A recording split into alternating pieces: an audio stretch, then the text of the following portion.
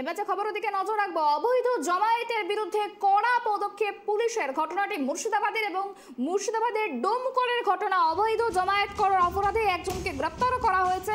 মুর্শিদাবাদ লোকসভা কেন্দ্রের ডোমকলের 27 নম্বর ভাতশালা স্কুলের বুথের সামনে অবৈধ জমায়েত করার অপরাধে এক যুবককে আটক করে পুলিশ। পাশাপাশি পুলিশ গিয়ে অবৈধ জমায়েত তুলে দেয় বলেও জানা গিয়েছে।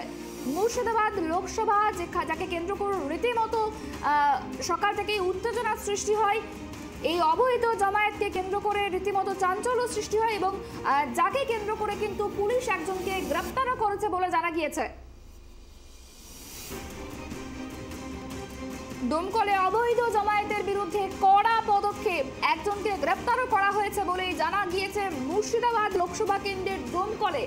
সকাল থেকে আমরা যে ছবি দেখিয়েছি, বাকি দুই কেন্দ্র মালদা দক্ষিণ এবং মালদা উত্তর এবং জঙ্গিপুর, এই তিন কেন্দ্রে সেরকম কোন রকম উত্তেজনার খবর না আসলেও কিন্তু মুর্শিদাবাদ লোকসভা কেন্দ্রে কিন্তু সকাল থেকে বিভিন্ন রকমের অশান্তির ছবি উঠে এসেছে এবং এই মুহূর্তে যেমনটা জানা যাচ্ছে যে ডোমকলে অবৈধ জমায়েতের বিরুদ্ধে কড়া পদক্ষেপ নেওয়া হয়েছে।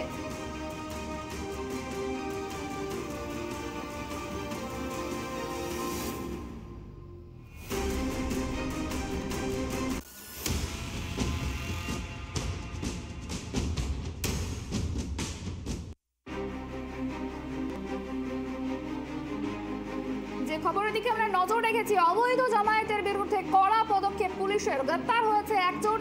মুর্শিদাবাদের ডোমকলে অবৈধ জমায়েতকে কেন্দ্র করে এক যুবককে আটক করল পুলিশ। কড়া পদক্ষেপ পুলিশের, অবৈধ জমায়েতের বিরুদ্ধে কড়া পদক্ষেপ পুলিশের, এক যুবককে আটকও করা হয়েছে। এ বিষয় নিয়ে আমরা কথা বলবো। আমাদের সঙ্গে টেলিফোন লাইনে রয়েছে ডোমকল থেকে আমাদের প্রতিনিধি সাগর। সাগর, দেখো যেমনটা জানা যাচ্ছে যে পুলিশ প্রশাসন কিন্তু রীতিমতো সক্রিয় হয়ে রয়েছে। অবৈধ জমায়েত করার জেরে এক যুবককে আটক করা হয়েছে, ঠিক কি ঘটনা ঘটেছিল জানো আমাদের? একদমই, দেখো বুথ থেকে প্রায় মোটামুটি 200 মিটার পর্যন্ত কিন্তু একদম 144 ধারা জারি করা হয়েছে, যাতে বুথের আশেপাশে কত বিশৃঙ্খলা যাতে না হয় বা কোনো যেন জ্ঞানজাম না হয়, সেই কারণের জন্য কিন্তু বুথ থেকে প্রায় 200 মিটার। ঠিক এই ঘটনার ক্ষেত্রে যেটা দেখা যাচ্ছে, ডোমকলের 27 নম্বর যে ভাতশালা স্কুলের বুথের সামনে বেশ কিছু মানুষজন ওখানে জমায়েত হয়েছিল এবং সেই জমায়েত যখন পুলিশের কনভয় যখন আসে এবং তখন তাদেরকে দেখতে পায় এবং তাদেরকে মানে এই করে কিন্তু পুলিশের সঙ্গে তারা তর্ক বিতর্ক করতে লাগে বলে কিন্তু একজনকে গ্রেপ্তার করা হয়েছে বলে পুলিশ সূত্রে আপাতত জানা যাচ্ছে। কি কারণের জন্য এই জমায়েত করা হয়েছিল সেই বিষয়ে কিছু জানা গিয়েছে? আমরা কথা বলার চেষ্টা করেছিলাম যে যেসব লোকজন আসে এবং যাকে তুলে নিয়ে যাওয়া হচ্ছে তাকে কিন্তু আমরা কথা বলার চেষ্টা করেছি তারা, এবং সে বলেছে যে তিনি জানাচ্ছেন যে আমি ভোট দিতে এসেছিলাম কিন্তু সেই কারণের জন্যই আমাকে এখানে করে তুলে নিয়ে যাওয়া হচ্ছে। আমি এবং আমার ফ্যামিলি সকলেই এসেছিলাম ভোট দিতে, আমার ফ্যামিলির বাড়ির লোকজন সবাই ভিতরে আছে, আমি বাইরে ছিলাম, সেই কারণে কিন্তু আমার ভোট দেওয়া আগে হয়ে গেছে, এটাই তিনি জানাচ্ছেন এবং তিনি বাইরে অপেক্ষা করছিলেন, সেই অবস্থাতেই তাকে তুলে নিয়ে যাওয়া হয়েছে বলে জানা যাচ্ছে।